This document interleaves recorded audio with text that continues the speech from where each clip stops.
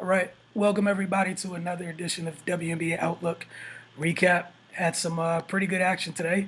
It's a pretty close game. It was the opposite of yesterday, where everybody the scores were a little bit different. People got beat pretty bad yesterday. Today, much more competitive. So I guess Ray, just first off, how did you enjoy today's games? Um, yeah, just like you said, a little closer competition today, which is wild because yesterday would have been considered, the more premier matchups, save Chicago and Las Vegas from today. But um, but yeah, pretty good action. Couple surprises. You know, um, yeah, just some tight games, close contested. Saw some coaching strategy thrown in there with some substitution patterns, and they were kind of emphasizing the communication between players and coaches. Like, let us know when you're winded. We'll get you out of there. Coaches recognizing that immediately and kind of pulling people and getting still some minutes. So yeah, pretty good action. Yeah, man, I look forward to the rest of the season. Oh no, definitely. I definitely enjoyed today.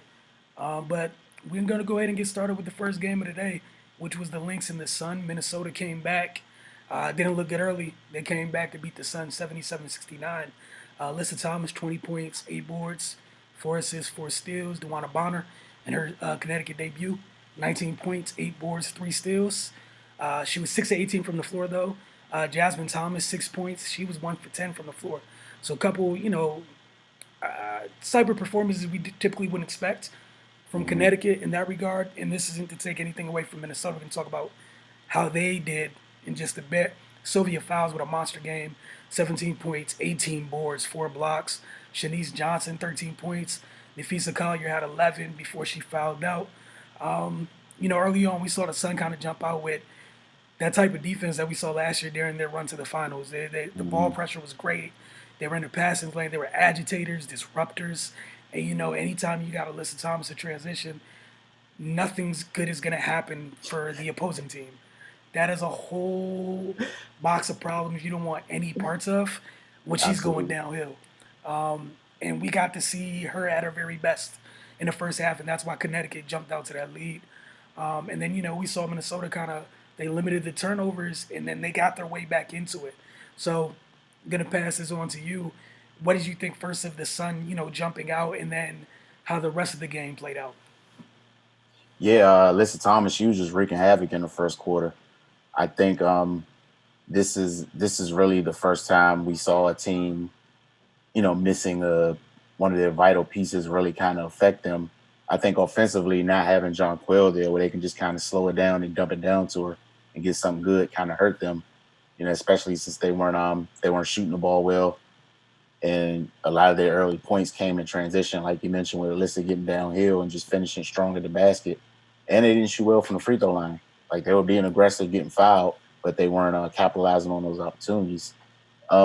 Just took Minnesota a second to get their feet under them.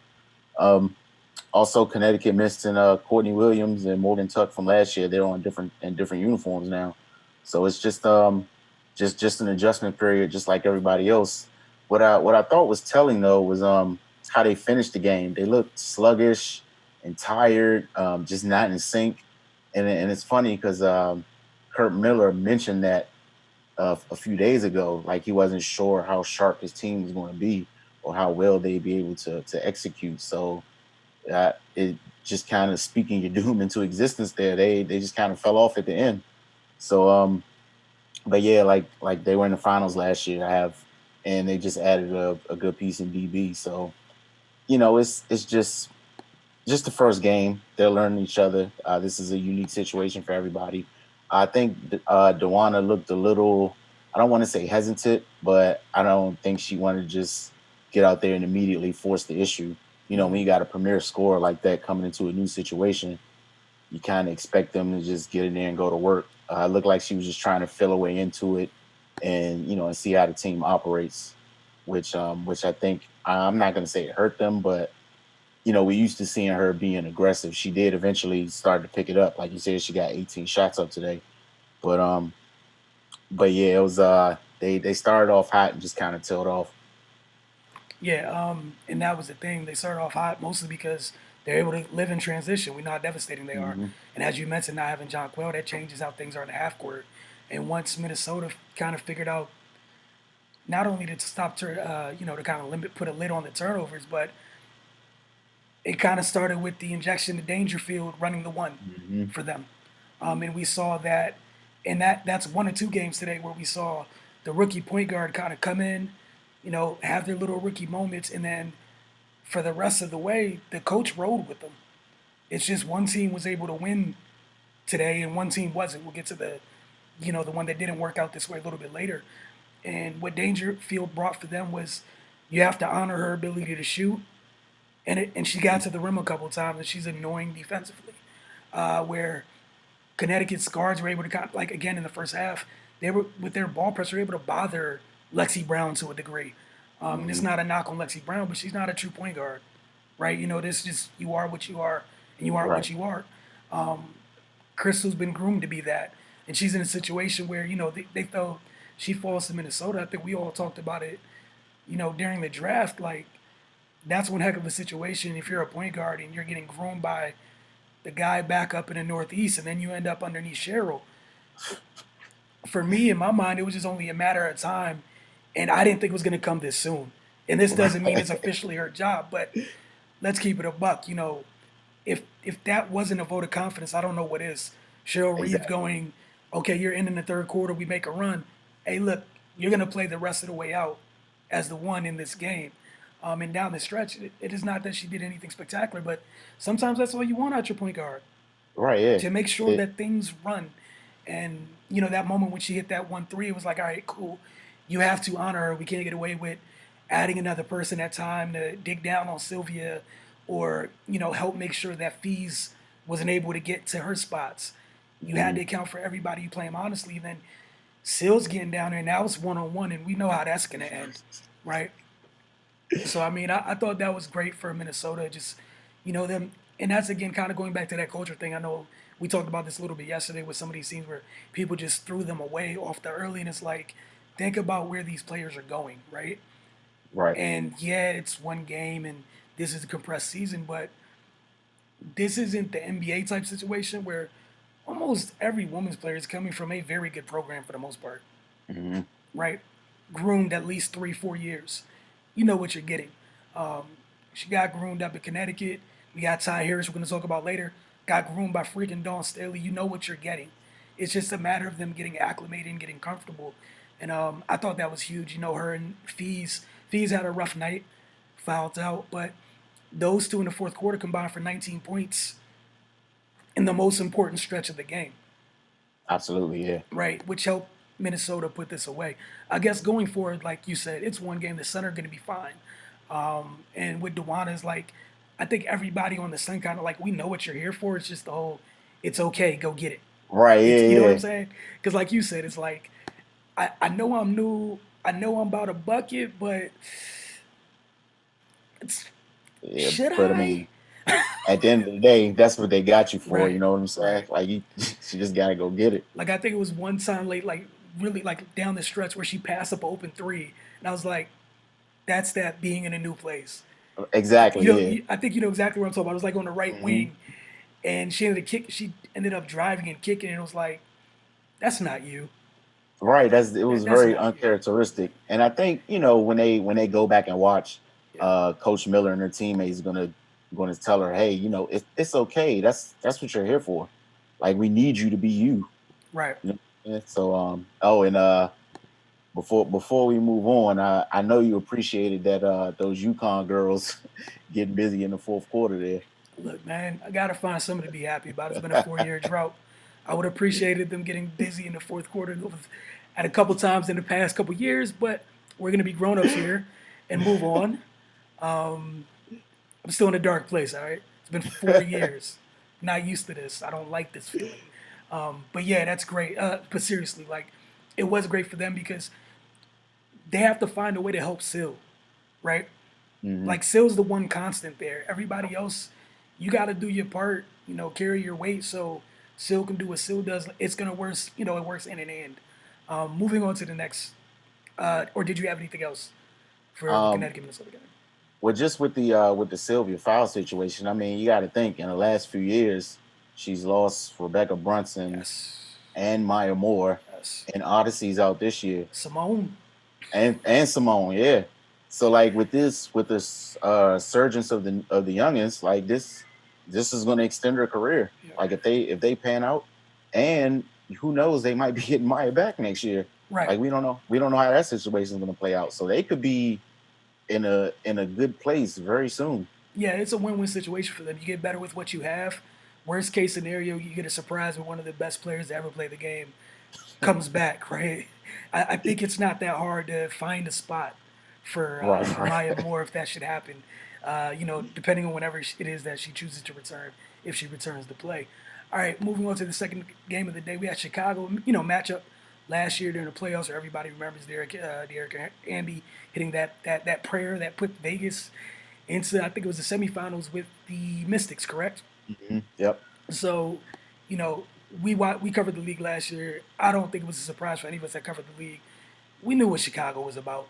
Like they let us know last year, like Diamond and company, they're on the way, right? And we saw that Yeah. they added a couple things. A lot of continuity here, obviously, but for them it was just about everybody. You have a young team. It's just about taking a step forward together. And as hmm everyone takes the steps forward together, the whole the end product's going to be better. But today, my goodness, what a great game. I guess we could get started with the Asia and Angel show early on. Man. We saw exactly what they were about from the beginning of the game. Asia goes for 22 and 11. McCautry welcomes herself back to the league with a 25.8 board performance, looking like peak Angel, like she didn't miss anything. Derek Hamby with 14 and 8. Kalea Copper, shout out to Mike Tebow. You remember Kalea Copper, former Mystics Uh-huh. draftee. Gabby Williams with 14 and 7. Azare Stevens with 12 points. Had some foul issues. And then Miss Quigley with the dagger.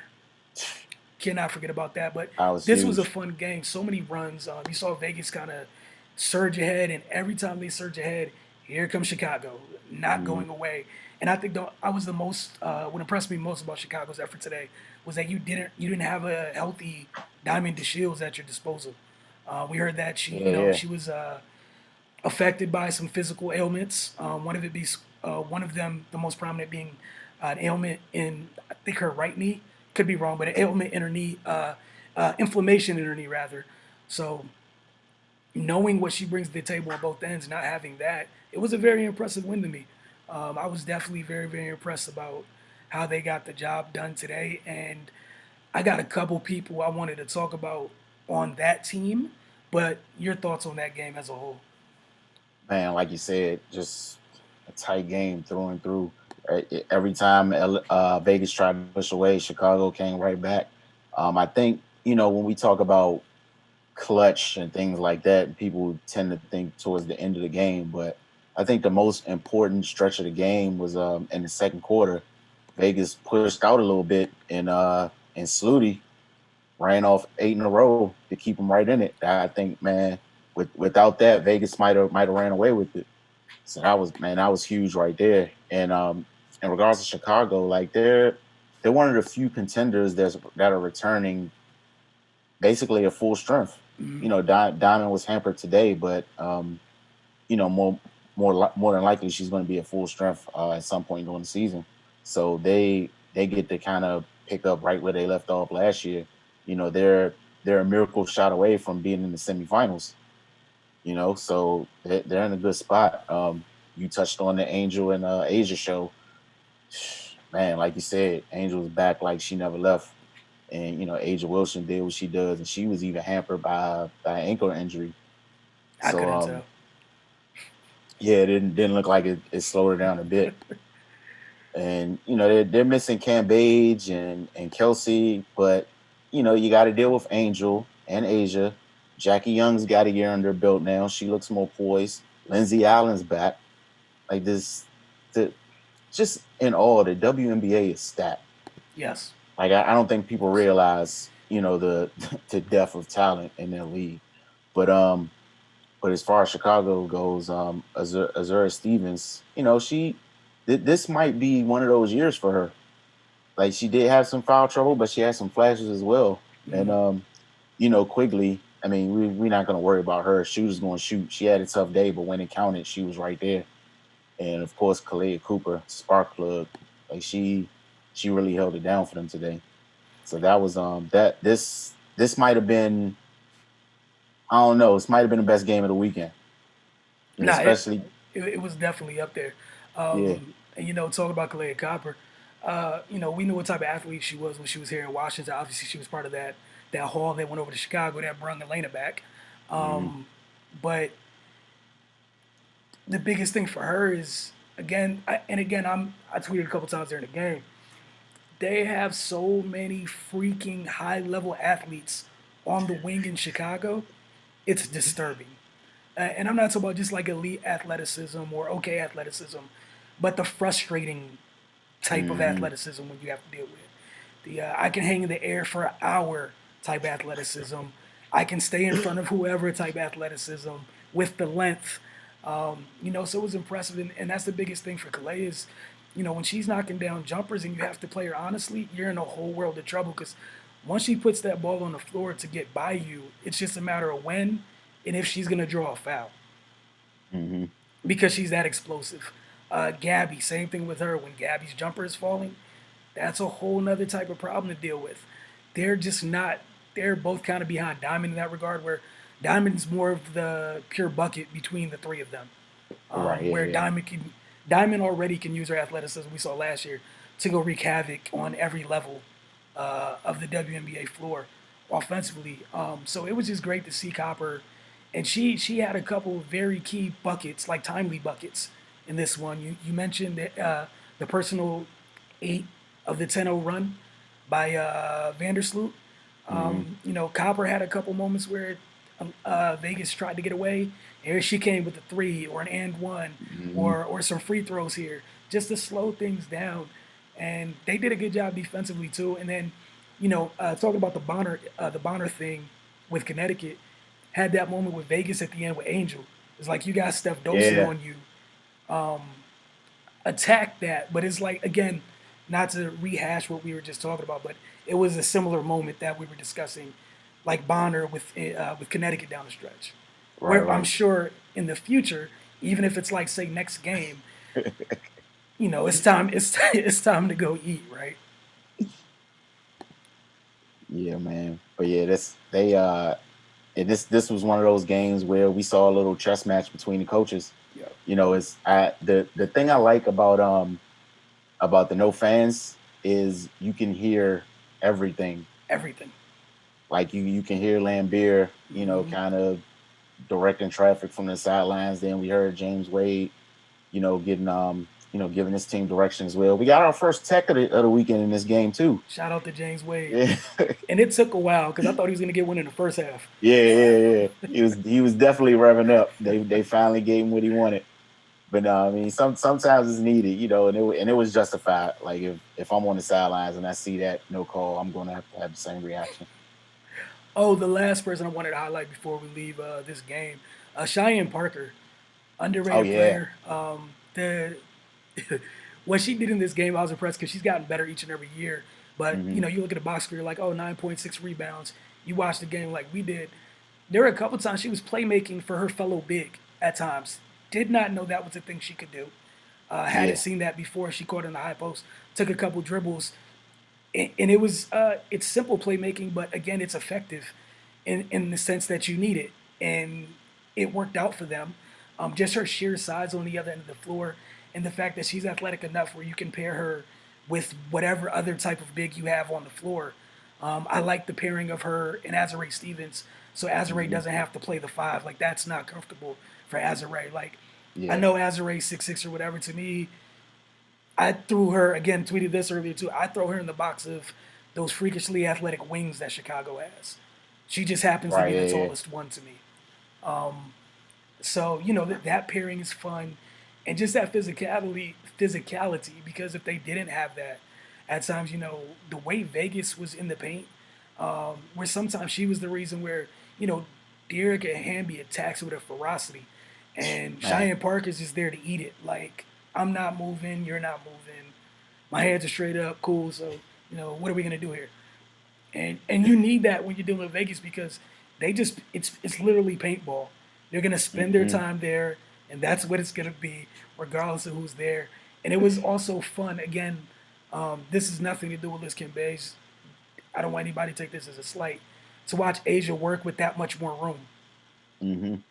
that was definitely fun and interesting to see going forward. All right, on to the last game, which was kind of a barn burner between two teams that weren't exactly known for scoring that much last year. Atlanta and Dallas. I think it was 105-95. Atlanta.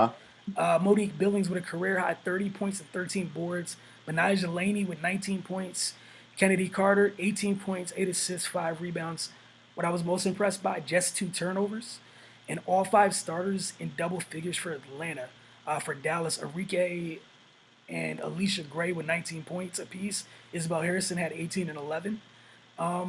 It's kind of a back and forth affair, and it just came down to who made more plays down the stretch. But what was the first thing that came to mind when watching this one? Well, after watching this one, I should say. Man, if Chicago and Vegas was the best game, this was definitely the most fun game. Yeah, yeah. Like they were getting up and down. Like if you look at their final score, 105-95, that's filling it up. Um, Kennedy Carter, like I seeing what she did in college, and then of course for her first game, I didn't have huge expectations. I just wanted to see how she filled it out. She started. It was just an acclimation period, but then once you could tell when she got really comfortable, and I mean, like she's going to be special. I'm just going to stamp that after one game. Yeah, I know it was premature, but whatever. She's going to be special. I don't feel like it's a big ledge you're jumping out, stepping out on. But Yeah, go ahead. like I mean, she was shifty. Nobody could keep her in front of her. Like she did what she wanted. She got to the basket at will. She got to her spots, and she converted. So that's if you're that comfortable in your first game and you're a scorer of that level, it's only going to get better. And then even when Courtney Williams eventually joins them, she can kind of slide off the ball sometimes to preserve her energy.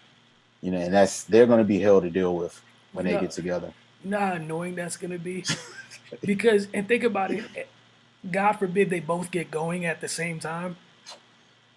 Man, I just pray, just pray, You know what because I'm saying? Like it's just we know how annoying Courtney is off the bounce, and Kennedy, she's even more shifty.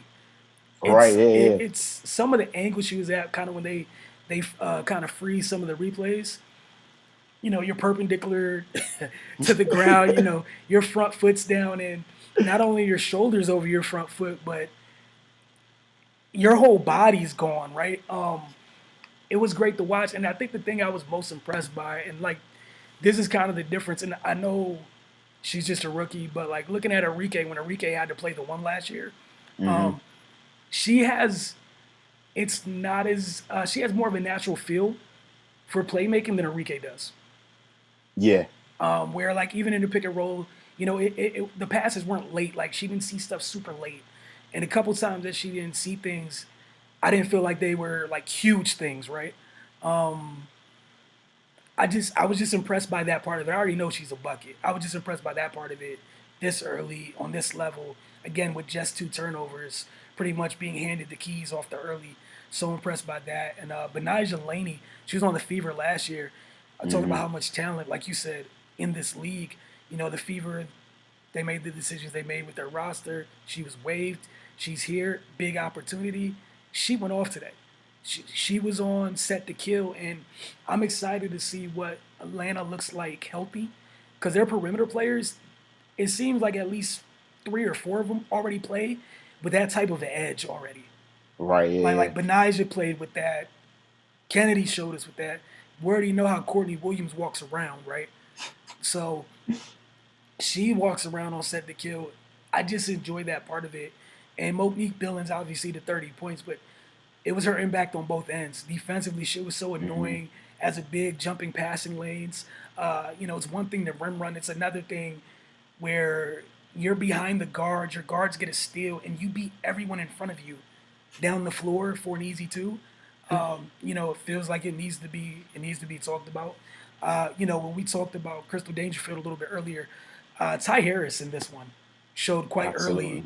she is who we thought she was. You were groomed by Dawn Staley. You're comfortable as a point guard. This is going to be her show to run soon. And it was good seeing Enrique play off the ball. She needs to work on being more efficient. I did not Mm. like most of Dallas's choices down the stretch at all. They were horrible. Like the shot selection were just horrible, and they didn't have to take those shots, right? And Right. I guess that's going to be the step too, because Enrique last year, you were the one and also kind of like the primary scorer at times. Um, Hmm.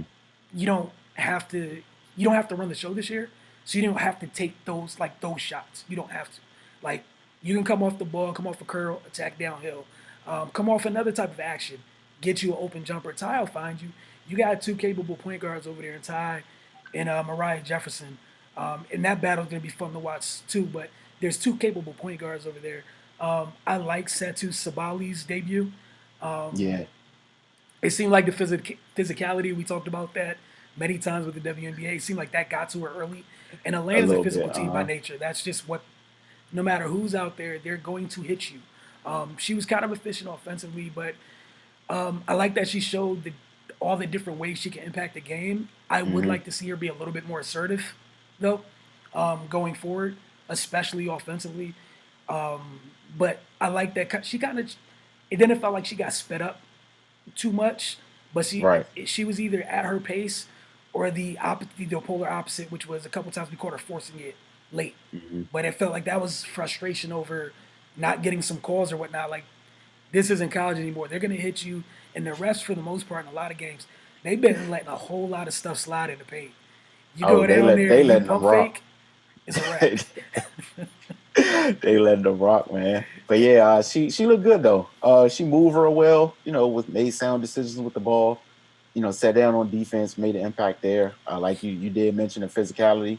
It was she got her welcome to the WNBA Yeah. screen set on her in the fourth Oh quarter. my goodness, Elizabeth Williams. That was, and when they're watching tape, like you already know the look that she's gonna give whoever was Hmm. responsible for not saying screen left or screen right. It was such a clean hit too.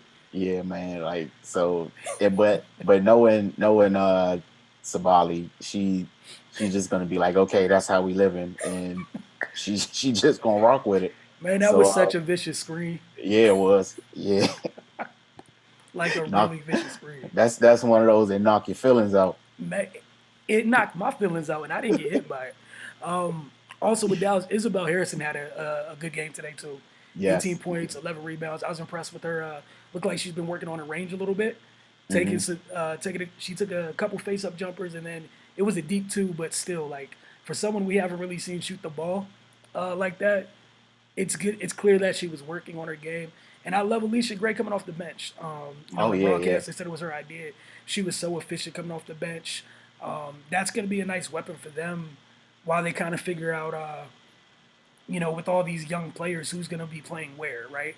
Hmm. It's going to be fun watching who wins their battles in the front court from the three up. That's going to be Yeah, fun because because, it's a little crowded there. Yeah. yep. I mean, I got some personal feelings and some ideas. I'm gonna leave that alone and sit back and let it play out. But yeah, that it's gonna be fun to see how that goes. With Dallas. But like you said, it was a really fun game to watch, right? So Hmm.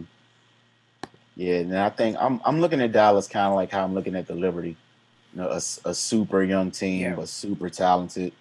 Um, it's going to be interesting to see what Brian Agler does with them down there. But he's proven in this league, so it's going to be fun to see him with that with those bevy of weapons down there in Dallas. So, and they need some positivity because they've been having a rough go at it lately, on the court and off. With people leaving their team in not so great fashion with yeah, yeah, Cam Page and Skylar Diggins Smith.